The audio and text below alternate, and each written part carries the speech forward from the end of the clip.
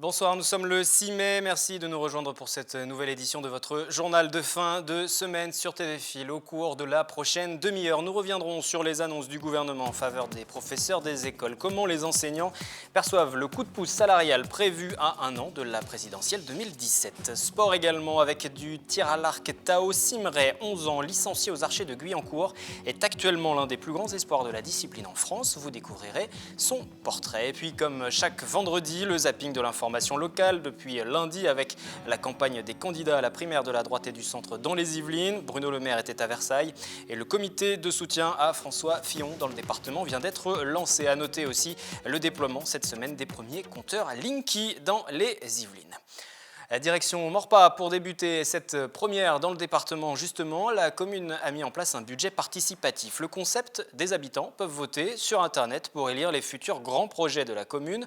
L'enveloppe est conséquente, 150 000 €. Parmi les 10 projets retenus, on retrouve par exemple la rénovation d'un skatepark, la création d'espaces de loisirs pour les enfants ou encore des aménagements pour les routes. On écoute le maire de la commune, Grégory Garestier, c'est au micro de Mickaël Elmidoro. Je pense que c'est nécessaire, ça associe les habitants, les Morpasiens, à l'avenir de leur ville. C'est une démarche différente aussi de penser l'argent public. Et puis, ça permet évidemment d'associer tous les habitants au travers d'une cause commune qui est l'intérêt général, servir l'intérêt général. Date limite pour ce vote le samedi 7 mai. Pour l'instant, plus de 250 personnes ont participé. Ne pas perdre confiance en soi lorsqu'on recherche un emploi, maîtriser les clés de l'entretien avec un recruteur. Voici quelques-uns des objectifs du rendez-vous proposé à la ferme de Bel-et-Bas de Guyancourt ce matin. Le public est monté sur la scène du théâtre. Le reportage de Fanny Bourdillon. Bonjour la vie! Reprendre confiance en soi grâce au théâtre, c'est tout l'enjeu de cet atelier à la ferme de Bel-et-Bas. Depuis 15 jours, c'est une dizaine de demandeurs d'emploi qui se retrouvent tous les jours pour monter leur propre pièce de théâtre. C'est essayer de former un groupe, une cohésion de groupe, essayer de leur donner confiance, essayer de faire en sorte qu'ils osent, parce qu'ils arrivent tous en disant « mais j'oserais pas monter sur scène ». Donc on a 15 jours pour rendre les personnes plus confiantes et se dire que non, ils vont oser, ils vont le faire. Hommes, femmes, jeunes ou âgés, sur scène on retrouve tous les profils. Loin d'être inactifs, on rencontre des apprentis comédiens avec le désir de travailler. On rencontre des gens qui sont actifs, en tout cas qui veulent l'être, qui veulent bouger, qui veulent travailler, qui veulent rencontrer, ils arrivent à l'heure, c'est quand même un gros travail, ils continuent à travailler chez eux. Mais j'ai pas eu le temps, moi, de leur prouver que j'en suis capable. Moi qui ai échappé très tôt à ma cité. Quand on est sur une scène, il faut pouvoir, faut pas avoir honte de s'exprimer, il faut assumer, il faut être entendu, c'est quelque chose que moi j'ai du mal dans la vie de tous les jours. Donc ça me permet de reprendre confiance en moi et d'être beaucoup plus communicant avec les autres. Car tu sais que tu ne veux plus de ta vie d'avant. Et ça, c'est sûr. C'est pas franchement évident, mais c'est plaisant et on va voir le résultat. Après une semaine d'écriture et une semaine de mise en scène, tous ces efforts seront récompensés. La troupe se produira devant un public mardi soir pour la première partie d'une pièce professionnelle.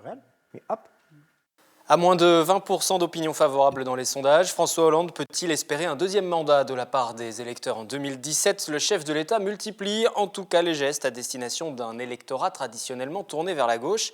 Ainsi, cette semaine, il vient d'annoncer la revalorisation du salaire des enseignants du premier degré pour la rentrée. Qu'en pensent les principaux concernés ? La réaction ce soir de Bertrand Mesure, secrétaire départemental SNUIPP FSU 78, syndicat des professeurs des écoles. Bonsoir Bertrand Mesure. Bonsoir. Que pensez-vous tout d'abord de cette annonce? Les enseignants du premier degré vont voir leur prime annuelle portée de 400 à 1 200 €.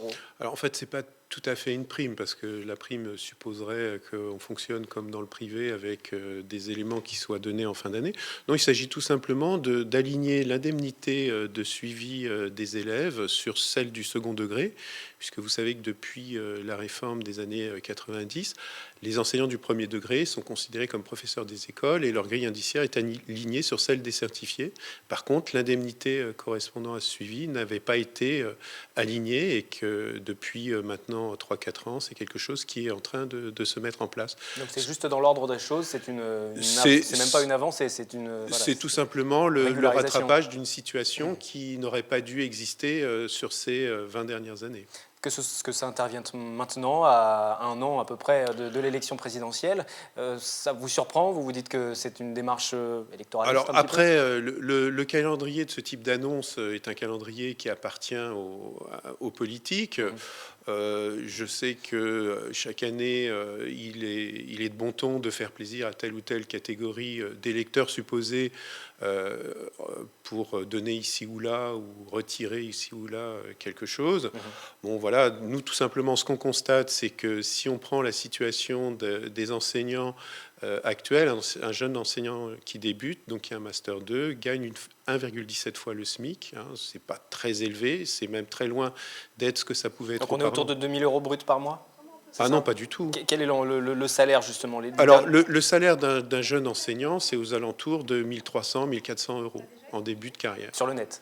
En net, oui, tout à fait en net. Oui, on net. travaille en net, parce que vous ne pouvez pas aller voir votre banquier en disant je gagne tant en brut, c'est le net qui l'intéresse. C'est toujours important, effectivement, de préciser véritablement les salaires, et c'est peut-être l'occasion de le faire puisque vous êtes présent aujourd'hui. Donc, à l'embauche, un professeur est à 1 300 € environ net. Quelles sont les perspectives d'évolution? Alors, les perspectives d'évolution... Pour un professeur des écoles qui sont concernés par cette revalorisation. Un professeur des écoles qui va aller en fin de carrière et qui va arriver à l'accès à leur classe, qui aura son dernier échelon hors classe, ce qui ne concerne qu'une très faible minorité des professeurs des écoles, va terminer autour de 3 000 € net.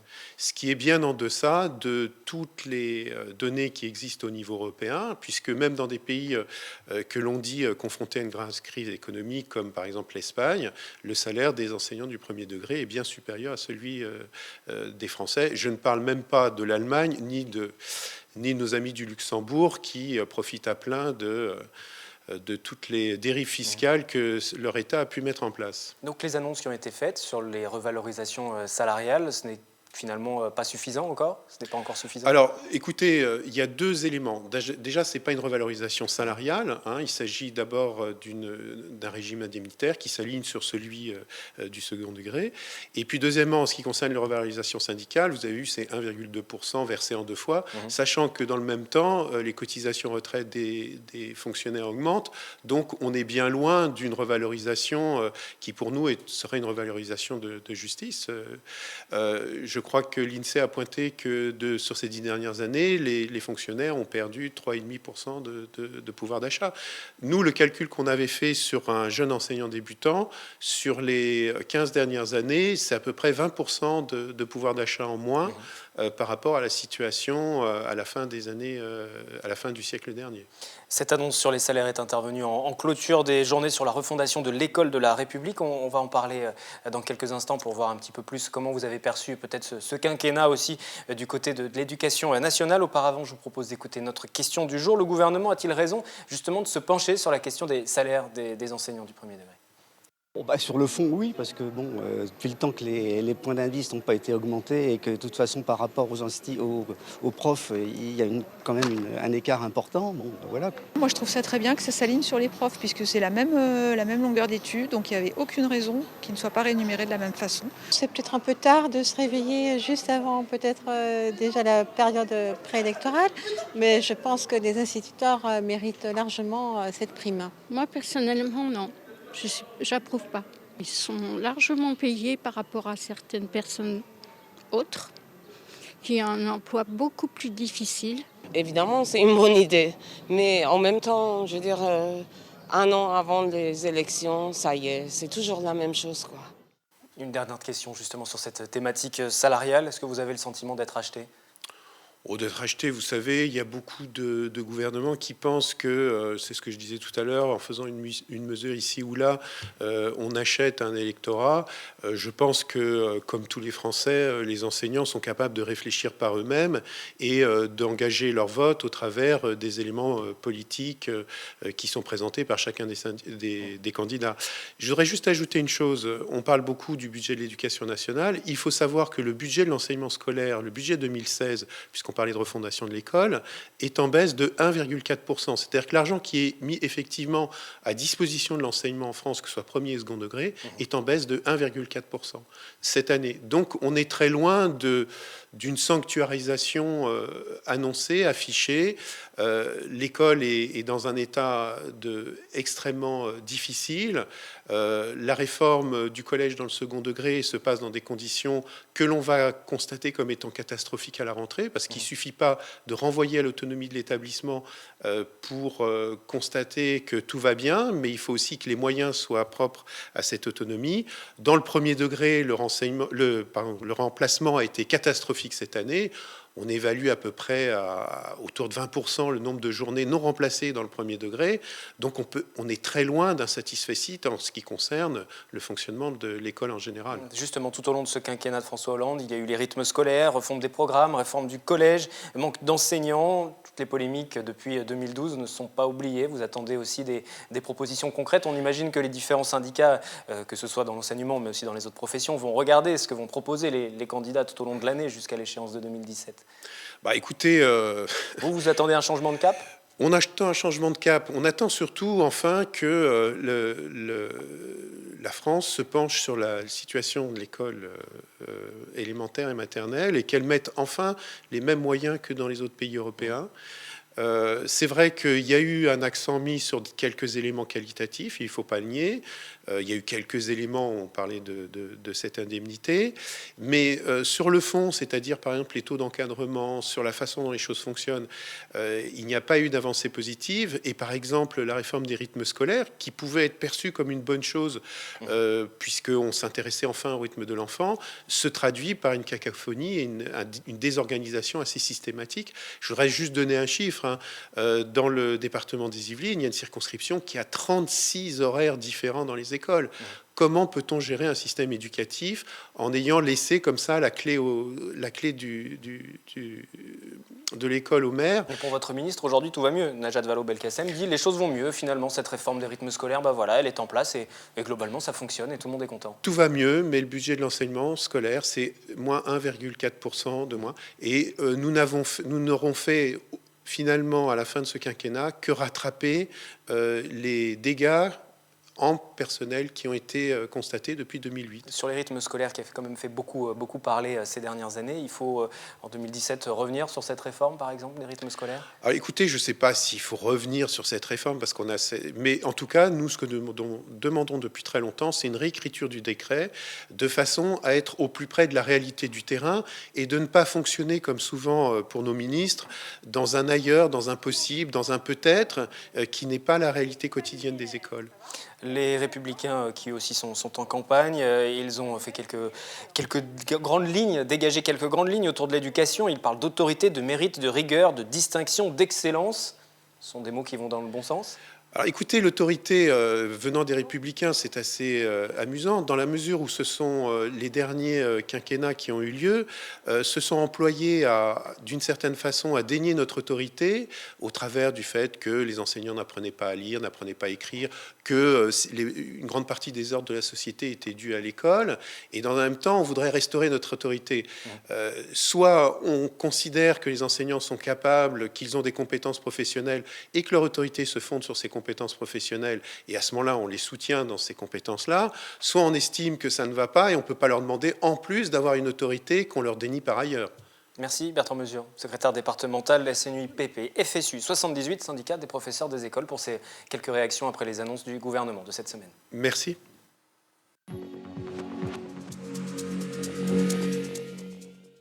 Et du sport à présent, plus précisément du tir à l'arc. Tao Simre, 11 ans, licencié aux Archers de Guyancourt, est actuellement l'un des plus grands espoirs de la discipline en France. Le sportif, classé 7e au niveau national, vient d'être sacré champion régional d'Île-de-France de la discipline et il compte aller aux Jeux Olympiques dans les prochaines années. Son portrait est signé Mickaël Elmidoro. Tao Simre, 11 ans, est l'un des meilleurs archers du département dans la catégorie Benjamin. Licencié au club de Guyancourt, le sportif a débuté le tir à l'arc à 7 ans après avoir testé le judo, le handball, la natation et le tennis. Un jour pendant les grandes vacances, je m'ennuyais, donc mon grand-père m'a fait un arc. Donc ça m'a plu et après la rentrée, j'ai décidé de m'inscrire. ça m'a plu, donc j'ai continué et je me retrouve ici. Malgré son jeune âge, le palmarès du prodige est déjà bien rempli. Tao a été champion départemental de tir en salle en janvier dernier. L'archer a également terminé 4e au championnat de France le 28 février. Une ascension éclair qui déboussole son club. Quand il a commencé le tir à l'arc, c'était quelque chose qui lui plaisait énormément déjà à l'origine, mais c'est une vraie pile électrique. C'est-à-dire qu'il armait, il tirait, il armait, il tirait, il armait, il tirait. Et voilà, il n'était pas dans la gestuelle, au fur et à mesure des années, il a développé la gestuelle. Et non, j'aurais jamais pensé qu'il en arriverait là un jour, et j'espère qu'il ira beaucoup plus loin. Hein. Pour viser encore plus haut, Tao s'entraîne 7 heures par semaine et participe à 3 compétitions par mois. Objectif, prendre part aux plus grands rendez-vous sportifs mondiaux. Aller aux Jeux Olympiques. Et pourquoi ? Parce que c'est ce qu'il y a de plus haut au niveau sportif. Donc c'est intéressant, je pense. Mais avant de penser aux Jeux Olympiques, sa prochaine compétition est programmée le week-end du 14 mai à Orléans. L'athlète s'alignera sur 2 départs. Le Guyancourtois espère une nouvelle fois monter sur la plus haute marche du podium.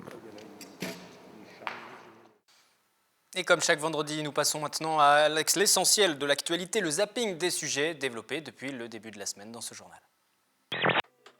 C'est le premier compteur Linky installé dans le département des Yvelines. Le 3 mai à Maule, ERDF a lancé le déploiement de son nouveau compteur intelligent. L'objectif, équiper 90% du territoire français en remplaçant 35 millions de compteurs sur les 5 prochaines années. 3 heures devant un écran à répondre à des tests psychotechniques de français, mathématiques et anglais. Ces tests constituent la première étape de sélection pour Antoine. Ce jeune Yvelinois de 20 ans, en formation de conducteur travaux, cherche à intégrer l'armée de terre en tant que sous-officier dans le génie travaux, l'une des 100 spécialités proposées par cette armée. On m'avait dit que c'était assez facile en fait. Et là, ce matin, j'ai pas trouvé que c'était évident. C'est en temps imparti, ça je ne savais pas.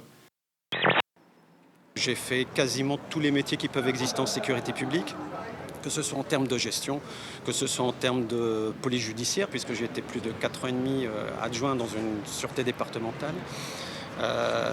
J'ai été chef d'état-major, j'ai été directeur adjoint, tout cela dans le Val-de-Marne en règle générale.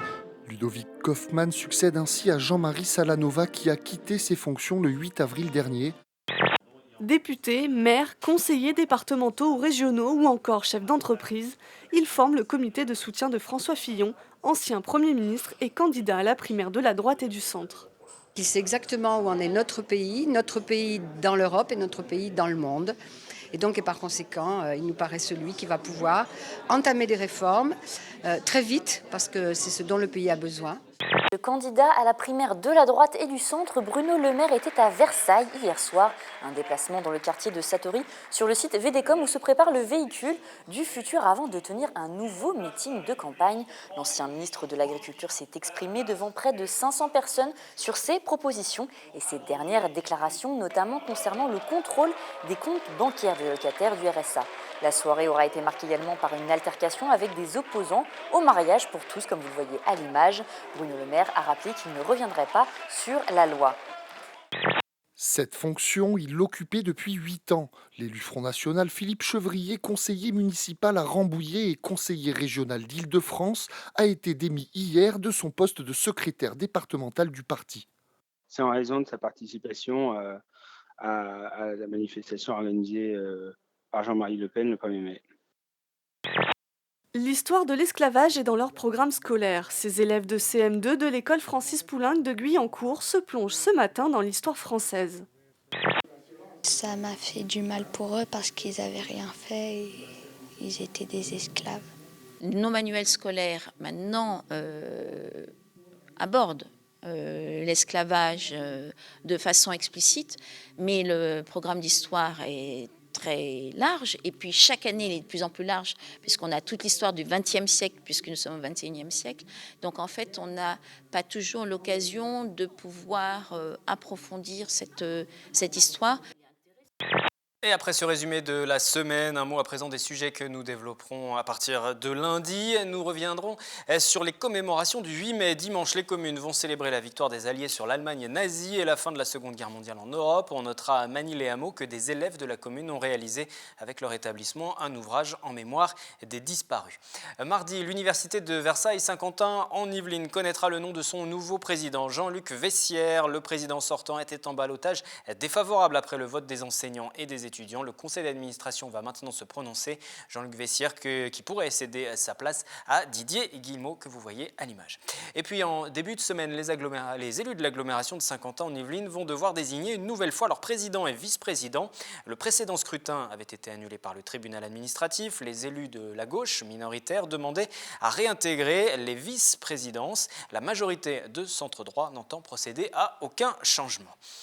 Deux rendez-vous à vous donner avant de refermer cette édition. Le premier sur notre antenne avec samedi à 19h30 le nouveau numéro du Café Politique. Je reçois Nelly Dutu, nouvelle maire PCF de la Verrière après la démission d'Alain Ajage pour raison de santé. Il sera question de ses priorités pour la ville, de ses engagements. Écoutez justement cet extrait, il est question de sa vision de la gauche.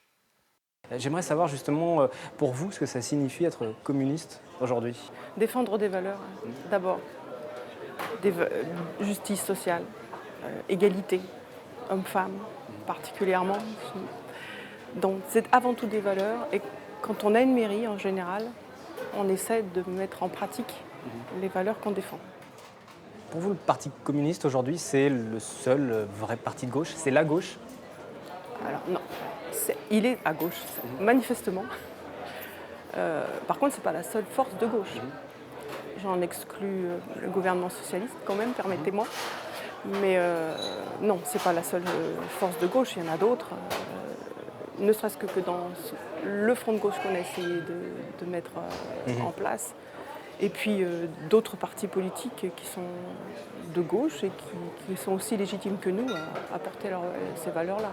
Autre rendez-vous politique ce week-end, ce sera sur l'antenne de nos confrères de Radio Sensation. Nicolas Kirillovitz recevra dimanche à 18h Thibault Marchal, co-secrétaire départemental du Parti de gauche des Yvelines. Il sera question du mouvement citoyen Nuit debout ou encore de la mobilisation contre la loi travail. Écoutez cet extrait. Le code du travail n'est pas le principal problème de l'environnement économique de notre pays, loin de là, au contraire. Et nous sommes effectivement pour le retrait de cette loi. Pour plusieurs raisons. Bien sûr parce qu'elle va précariser la population et parce que, d'un point de vue salarié, c'est une atteinte grave à nos droits. Mais aussi parce que la logique même de cette loi est mauvaise. C'est-à-dire que moi j'entends bien les concessions faites sur la définition de licenciement économique ou autre, mais c'est pas bien sûr que ça joue. Mais ça ne suffit pas parce que cette loi part du postulat que la négociation locale et collective peut déroger à la loi. C'est-à-dire qu'il n'est pas bon pour vous? Imaginez que les habitants de telle ou telle ville décident que le rond-point chez eux ne se prend plus dans le sens habituel, mais dans l'autre sens, parce qu'ils trouvent ça plus esthétique ou agréable. Avec la loi travail, on peut prendre ce type de décision qui irait complètement à l'inverse de la loi. On peut déroger à la loi. Sur tous les dossiers. S'il y a un accord collectif, c'est ce que prévoit la loi. Dans un instant, vos idées sorties et loisirs avec Mélanie Poquet, le 7-8 Week-end. Rendez-vous lundi 18h en direct pour un nouveau journal, replay de nos reportages et émissions sur le site internet de la chaîne. Et puis n'oubliez pas que vous pouvez aussi nous suivre sur les réseaux sociaux. Très bon week-end.